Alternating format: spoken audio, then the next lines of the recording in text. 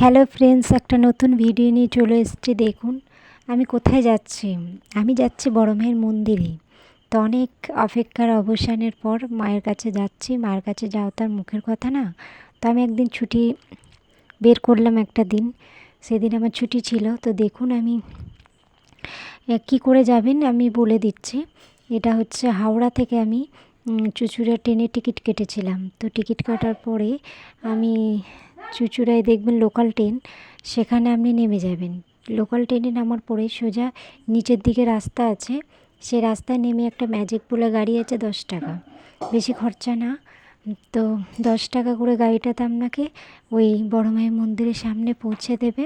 তারপর থেকে একটু একটা লঞ্চ আছে, ওই লঞ্চে করে আপনাকে 8 টাকা দিয়ে টিকিট কেটে যেতে হবে। সেটা কিছুক্ষণ পরপরই পেয়ে যাবেন।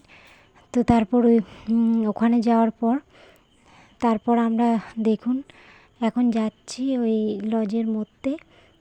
তো ওটা খুব সুন্দর একটা ভিউ, ওখানে ভীষণ মানে একটা সুন্দর হাওয়া দিচ্ছিল।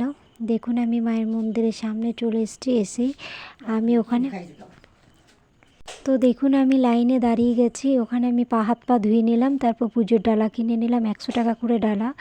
তো 50 টাকাও পাওয়া যাচ্ছে, কিন্তু আমি 100 টাকা কিনেছিলাম। দেখুন এত লাইন, আমি লাইন দেখে তো ঘুরে মানে আমার একটা বান্ধবী গেছিলো, বন্ধু গেছিলো, সে ঘুরে চলে আসছিলো যে থাকবে না, মানে এত ভিড়।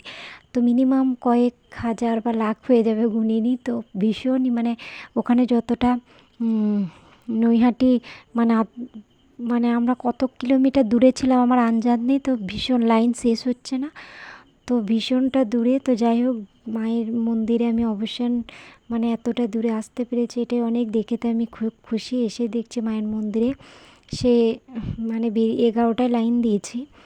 তো আমি পেয়েছিলাম 4:30-5টার সময়। তো ওখানে এত ভিড়, এত ভিড় মানে কি বলবো, রীতিমতো আমি তো নিচে পড়েই যেতাম, কারণ ওখানে মায়ের ছবিটা পড়ে গেছিলো, তুলতে যাচ্ছিলাম। তো যাই হোক তারপর উঠে দাঁড়ালাম। তো এত ভিড় মানে কি বলবো। তো এখানে ভীষণ লাইনে ভিড় থাকে, ভয়ে পালিয়ে আসবেন না ঘুরে, কারণ লাইনটা ভীষণ অনেকটা বড়।